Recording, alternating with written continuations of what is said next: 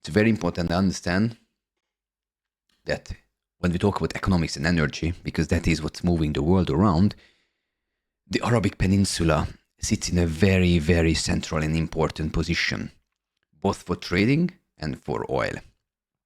So when we talk about the Bab al-Mandab Strait, for example, which is on the southwest part of the peninsula, where Yemen is, approximately 10% of the whole world's trading, sea trading, and I mean everything, 10% of it is going through that, the Suez Canal, as you know. And whoever controls that region obviously controls, we talk about just Europe, 40% of all the trade coming from Asia to Europe. That's a big amount if you think about it, because we think about every country in Europe, not just the European Union, but Europe, and 40% of all of it that's coming from Asia. And Asia is the biggest exporter to Europe.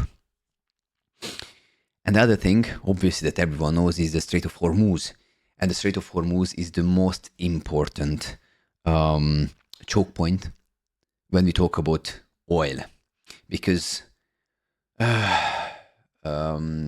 pretty much or roughly 25% of the whole world seaborne oil trade happens through the Strait of Hormuz. That's why it's such an important strategic position, and that's why Iran is the biggest enemy in the world for long decades now.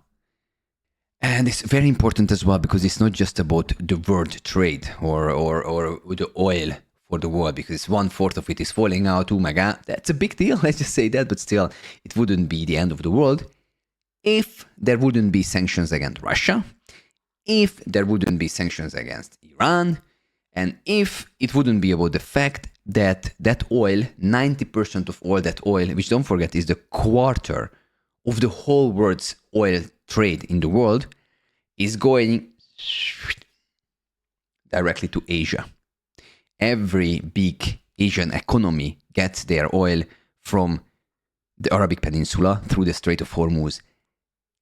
Approximately 90% of all that oil leaving from the Strait of Hormuz goes to Asia. We talk about China, Japan, South Korea, India, Pakistan. Every single big economy there gets their oil from the Arabic Peninsula, which means if you control that strait, you control the economy. And that's why it's called a choke point, because both of them, both the Bab al-Mandab, both the Strait of Hormuz, are very, very narrow straits where you have to get through to be able to do your stuff.